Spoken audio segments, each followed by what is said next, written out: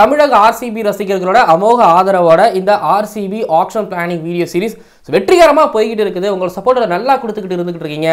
அதே போல் இந்த சீரீஸோட நிறுத்திடாமல் தொடர்ந்து நம்ம சேனலில் வர ஒவ்வொரு வீடியோவுக்கும் உங்களோட சப்போர்ட்டை கொடுப்பீங்கன்னு நான் நம்புகிறேன். இந்த 4 ஆக்ஷன் வீடியோவும் பேஸ் பண்ணி 2 வீடியோ இல்லை ஒரு வீடியோ வந்துகிட்டு இருக்கு. கண்டிப்பாக நீங்கள் தெரிஞ்சுக்க வேண்டியது இருக்குது, தெரிஞ்சுக்க வேண்டியவங்க இருக்காங்க. அப்படிங்கிறதுனால ஆர்சிபி ஃபேன்ஸ் போயிடாதீங்க. இன்னும் அட்லீஸ்ட் ஒரு 2 நாளைக்காவது நம்ம சேனலில் உங்களுக்காக ட்ரீட் காத்துக்கிட்டு இருக்கு. ஸோ அதனால் என்ன பண்ணுறீங்கன்னா இந்த வீடியோவை லைக் பண்ணிவிட்டு நம்ம சேனலை சப்ஸ்கிரைப் பண்ணிவிட்டு உங்களோட ஆர்சிபி ஃப்ரெண்ட்ஸ் இருப்பாங்களே அவங்களுக்கு நம்ம சேனலை வந்து சப்ஸ்கிரைப் பண்ணி சொல்லிட்டு நம்மளோட வீடியோஸையும் அனுப்பிடுங்க. ஷேர் பண்ணி சந்தோஷமா இருங்க.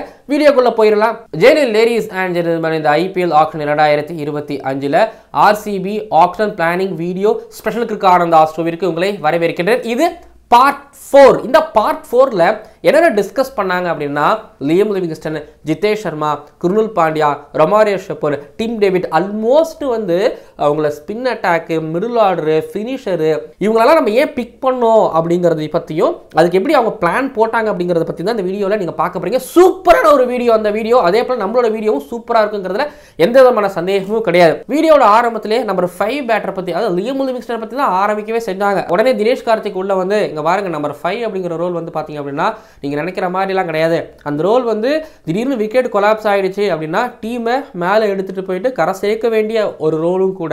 அதே போல் அது நம்பர் 5ல மட்டும் இல்லாமல் அது மேலே எங்கே வேணாலும் ஏறி விளையாடக்கூடிய ஒரு ரோலும் கூட. ஸோ அப்படிங்கிறதுனால என்னோட முதல் சாய்ஸ் லியம் லிவிங்ஸ்டன், 2வது choice Stoinis, 3 Harry Brook, 4 Miller, 5 Bethell அப்படின்னு சொல்ல முடிச்சுன்னு மோவர்ட் வந்து 4 லியம் லிவிங்ஸ்டன் சொல்கிறப்பா. 1 2 Miller, 3 Stoinis, Brook, Bethell, Sam Curran, Glenn Phillips, Donovan ஃபெராரான்னு சொல்லிட்டு மோவர்ட்டுக்கு அவருக்கு தெரிஞ்ச எல்லாரோட பிளேயரையும் சொல்லி முடிச்சதுக்கு அப்புறமா ஸ்டாட்ஸ் வேற ஒன்று போட்டு காமிச்சாங்க. ஸ்டாட்ஸை பற்றி மோவர்ட் சொல்லும் போது என்ன சொன்னார்னா, அன்னைய நாள் நல்ல நாள் இருந்துச்சுன்னா அவ்வளோதான், அன்னைக்கு லியம் லிவிங்ஸ்டனோட ஒரு டே தான் அப்படிங்கிறத பற்றி அவர் மென்ஷன் பண்ணும்போது தினேஷ் கார்த்திக் ஓவர்சீஸ் ஓப்பனருக்கு அதிகமாக ஸ்பெண்ட் பண்ணாதீங்க, சீப்பாக எடுத்துட்டு லியம் லிவிங்ஸ்டனுக்கு அதிகமாக போகலாம் அப்படின்னு அவர் ஒரு பிளான் போட்டு கொடுத்தாரு. லியம் லிவிங்ஸ்டனை நான் எங்கே வேணாலும் ஆட வைப்பேன், 2 ஓவர்ஸ் கொடுப்பேன் அப்படின்னு சொல்லிட்டு இருக்கும்போது மனோல் ரங்கராஜன் குறுக்க வந்துட்டு அப்போ வில் ஜாக்ஸ் எடுக்கலையா அப்படின்னு கேட்கும்போது ஓகேப்பா வில் ஜாக்ஸ் இருக்கா, ஆனால் லியம் லிவிங்ஸ்டன் 2மே பண்ணுவான் அப்படின்னு மனோல் ரங்கராஜன் 2மே வா அப்படின்னு தினேஷ் கார்த்திக்கு ஆஃப் ஸ்பின்னு போடுவான், லெக் ஸ்பின்னு போடுவான். யுஸ்வேந்திர சகல் இருக்கும்போது எதுக்கு லெக் ஸ்பின்னரு அப்படின்னு குறுக்க கேள்வி. ஸோ தினேஷ் கார்த்திக்கு மனோல் ரங்கராஜனுக்கு வந்து பார்த்தீங்க அப்படின்னா நிறைய ஃபன்னியாகவும் போய்கிட்டு இருந்து, சீரியஸாகவும் நிறைய டிஸ்கஷன்ஸ் போய்கிட்டு இருந்து. ஸோ அதனால தான் வந்து பார்த்தீங்கன்னா டீம் அவங்களால நல்ல டீமையும் பிக் பண்ணவும் முடிந்தது. ஆனால் மனோல் ரங்கராஜன் வந்து பெத்தல் பற்றி சொல்லிக்கிட்டு இருந்தார். இங்கிலாண்டில் 3 ஃபார்மேட்டுக்கும் ஹாரி ப்ரூக்கு அப்புறம் இவர் தான் சூப்பர் ஸ்டார் அப்படின்னு சொல்லும் போது மோவர்ட் தினேஷ் கார்த்திக் என்ன சொல்றாரோ அதையே அப்படியே வேற வேற மாதிரி சொல்றாரு. இந்த ஃபீல்டிங் அவரோட இன்டெலிஜென்ட் பிளஸ் அவர் சொன்னது என்னன்னா 2017-17 பார்த்துக்கிட்டு இருக்கிறேன், சின்ன ஃபெயிலியர் மட்டும் தான் நான் பார்த்துருக்கிறேன் அப்படிங்கிற மாதிரி அவர் சொல்ல. எல்லாரும் பெத்தலுக்கு ஓகே சொல்ல. பெத்தலை வந்து 2.6 கோடிக்கு எடுத்திருக்கிறாங்க. பேக்கப்பா பெத்தல் இருப்பாரு நான் நம்புறேன். ஜிதேஷ் சர்மா 11 கோடி எதனால அப்படின்னு இந்த ஃபேன்ஸ் கொஞ்சம் கொந்தளிச்சோம். ஆனா அவங்களோட திட்டத்தில் ஜிதேஷ் சர்மா இருந்திருக்கிறார். ஸோ அவங்க திட்டத்தில் ஒருத்தவங்க இருக்காங்கும் போது ஸோ எவ்வளோ போகலாம், என்ன பண்ணலாம் அப்படிங்கிற அளவுக்கு அவங்களுக்கு ஓரளவு கிளாரிஃபிகேஷன் இருக்கும். அந்த கிளாரிஃபிகேஷன் இருந்துச்சு. ஸ்ட்ரைக் ரேட் படி நம்பர் 6 நம்பர் 7ல காட்டுங்க அப்படிங்கிற மாதிரி போகும்பொழுது ஜிதேஷ் சர்மா தான் அதில் பெஸ்ட்டு அப்படின்னு அங்கே இருக்கக்கூடிய ஸ்டாட்டை சொல்ல. இன்னொரு பக்கம் வந்து பார்த்தீங்க அப்படின்னா மோவர்ட் வந்து ஜிதேஷ் சர்மா, அப்துல் சமாத், நேஹல் வதேரா, அபினவ் மனோகர், லாம்ரார் அப்படின்னு சொல்லி முடிச்சோன்னே தினேஷ் கார்த்திக் நான் ஏன் ஜிதேஷ் சர்மா மேலே காசை போடுவேன் அப்படின்னா ஒருவேளை ஜிதேஷ் சர்மா நாட் அவுட் பேட்ஸ்மேனா வெளியில் வந்தா மேசிவ் இம்பேக்ட், பெரிய இம்பேக்ட் கொடுப்பாப்புல அப்படிங்கிறதுனால நான் ஜிதேஷ் சர்மா பிக் பண்ணுவேன் அப்படிங்கிற மாதிரி அவர் சொல்ல. திரும்பி வந்து பார்த்தீங்க அப்படின்னா அப்படியே கான்வர்சேஷன் அப்படியே பில்ட் ஆகிட்டே இருக்குது. கேஎல் ராகுலும் நம்மளுக்கு கிடைக்கல, ஜிதேஷ் சர்மாவும் கிடைக்கல அப்படின்னா நம்ம இஷான் கிஷனுக்கு போகலாம் அப்படிங்கிற மாதிரி பேசுறாங்க. தினேஷ் கார்த்திக் இஷான் கிஷன் வந்து பார்த்தீங்கன்னா அவரும் ஒரு மாதிரி ஃப்ளெக்சிபிளாக மாறி ஆடுறவர் அப்படின்னு சொல்லும் போது மோபட் ஆமாம் அவர் நல்ல ஒரு ஓப்பனிங் பேட்டரு அப்படின்னு சொல்ல. மிஸ்ரா வந்து சரி நம்ம ஆல்ரெடி ஒரு விக்கெட் கீப்பர் எடுத்துக்கிட்டோம் அப்படின்னா விக்கெட் கீப்பரா இல்லை பேட்டரா அப்படின்னு அவர் கேட்க மோபட் கன் பேட்டர், அதே நேரத்தில் ஒரு விக்கெட் கீப்பர் அப்படின்னு அவர் சொல்ல முடிச்சோன்னே சரி ஜாஸ் பட்லர் இல்லை ஜிதேஷ் சர்மா அப்படின்னு போனாங்க. So Jos Buttler, Jitesh Sharma பார்த்துக்கோங்க. ஜிதேஷ் சர்மாவுக்கு 11 கோடி கொடுத்துருக்குறாங்க.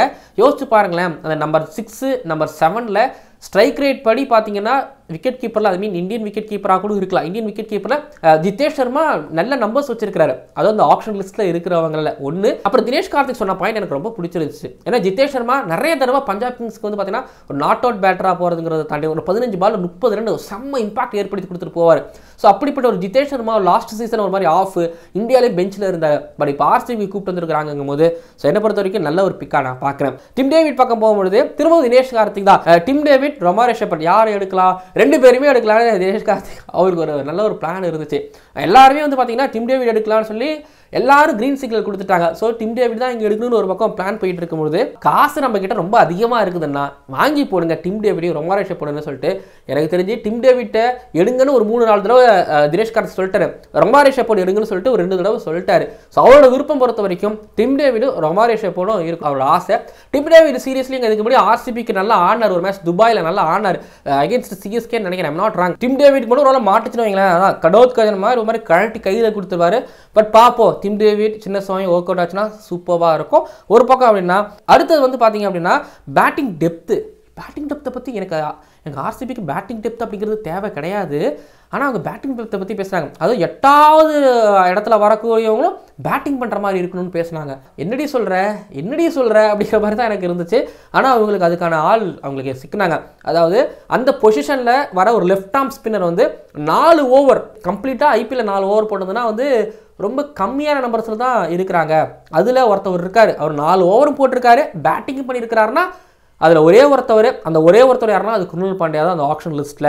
நிறைய பேர் இருந்தாங்க, ஆனிஸோட காமிச்சார். இந்த யங்ஸ்டர்ஸ்லாம் பார்த்தீங்க அப்படின்னா இவங்கெல்லாம் வந்து பார்த்தீங்க அப்படின்னா ஸோ கம்மியான எக்ஸ்பீரியன்ஸு, கம்மியான கான்ஃபிடென்ட்டு, ஸோ ஐபிஎல் எக்ஸ்போசரும் இல்லை. அதனால் வந்து பார்த்தீங்க அப்படின்னா குருணால் பாண்டியா தான் பெஸ்ட்டு என்னை பொறுத்த வரைக்கும் பெஸ்ட் என்னை பொறுத்த வரைக்கும் அப்படிங்கிற மாதிரி. தென் அவங்க பொறுத்த வரைக்கும் குருணால் பாண்டியோட எக்கனாமி ரேட் பற்றி பேசும்பொழுது குருணால் பாண்டியா கிட்ட இருந்து அவங்க 4 விக்கெட் எதிர்பார்க்கல, 2 விக்கெட் எதிர்பார்க்கல, எனக்கு கண்டெயின் பண்ணி கொடுத்தா போதும் அப்படிங்கிற மாதிரி தான் வந்து பார்த்தீங்க அப்படின்னா அவங்களோட ஒரு ஃபீலிங்காகவும் இருந்தது. பட் குருணால் பாண்டியா பற்றி பேசும்பொழுது இன்னொரு பக்கம் வந்து பார்த்தீங்க அப்படின்னா ரிஸ்ட் ஸ்பின்னர் நம்ம யூஸ் பண்ணுவோம், அப்போ செஹல் நம்ம எடுப்போம், செஹல் அண்ட் குருணால் பாண்டியா இந்த காம்பினேஷன் சூப்பராக இருக்கும் சின்ன சுவாமியில் அப்படிங்கிற மாதிரி தான் அவங்களோட பிளானாகவே இருந்துச்சு. வீடியோ நம்பர் 2ல் வந்து அவங்க செஹலுக்கு வேறு ஆப்ஷனே போட்டு வைக்கல, அவங்க செஹலை எப்படியா எடுத்தே ஆகணும்னு சொல்லிட்டு உள்ளே வந்தாங்க. ஸோ ஒரு வேளை நமக்கு யுஸ்வேந்திர செஹல் கிடைக்கல அப்படின்னா அப்படிங்கும்போது நம்ம வந்து சுயேஷ் சர்மாவுக்கு போகலாம் அப்படின்னு யோசிச்சாங்க. சுயேஷ் சர்மா ஆப்ஷன் எடுத்துருக்காங்க.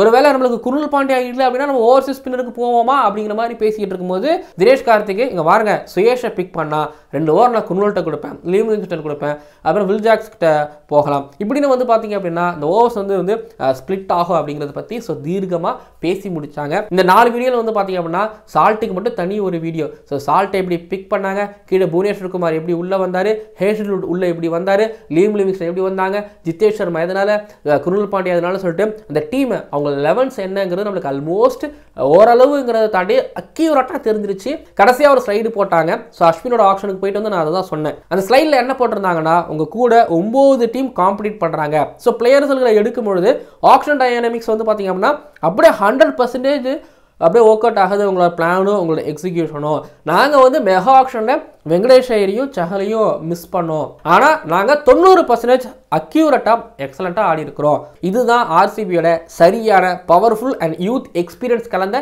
ஒரு டீம் அப்படின்னு அந்த ஸ்லைடில் போட்டு முடிச்சாங்க. நீங்கள் ஒத்துக்கிறீங்களா ஆர்சிபி ஃபேன்ஸ்? உங்களுக்கு திருப்திகரமாக இருக்குதா, சூப்பராக இருக்குதா? உங்களோட 11s கீழே வந்து கமெண்ட் பண்ணிட்டு போங்க.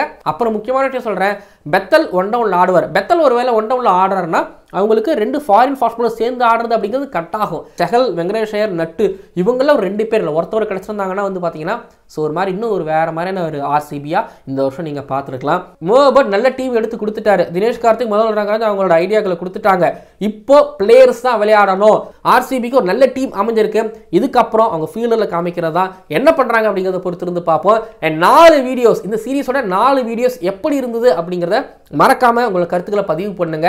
இந்த ஆர்சிபி ஆக்ஷன் சம்பந்தமா இன்னும் 2 ஒரு வீடியோ வந்துகிட்டு இருக்கு, நாளைக்கு வருது. ஸோ மறக்காம பாருங்க. அப்புறம் எடுத்துருக்கிற இந்த டீமை வச்சு சின்ன சுவாமியில டெஃபினட்டா 220+ அடிக்கவும் செய்யலாம், டிஃபெண்ட் பண்ணவும் செய்யலாம். அப்படி ஒரு பவுலிங் வந்துருச்சு. ஸ்பின்னர் இல்லையா சுயேஷ் சர்மா பத்தி அங்கே டிஸ்கஸ் பண்ணியிருக்காங்கன்னா அப்போ சுயேஷ் சர்மா யோசிச்சு பார்த்துக்கோங்க. இந்த வருஷம்லாம் அடுத்த வருஷம் அந்த அளவுக்கு தான் இருந்துகிட்டு இருக்கு. ஸோ அவங்க முழுக்க வந்து பார்த்தீங்கன்னா ஃபாஸ்ட் பாலர்ஸ்களை நம்பி போயிருக்கிறாங்க. அண்ட் செஹலை நம்பி போய் செஹல் எடுக்க முடியாமல் போய் இப்போ சுயேஷ் சர்மாவுக்கு போயிருக்கிறாங்க. எப்படி பார்த்தாலும் நல்ல ஒரு கன்னான ஒரு டீமை எடுத்திருக்காங்க. பார்ப்போம். அண்ட் நீங்கள் கீழே வந்து கமெண்ட் பண்ணுங்க, ஆர்சிபி இப்போதைக்கு பிளே ஆஃபுக்கு போவாங்களாங்கிறத மட்டும் கமெண்ட் பண்ணுங்க.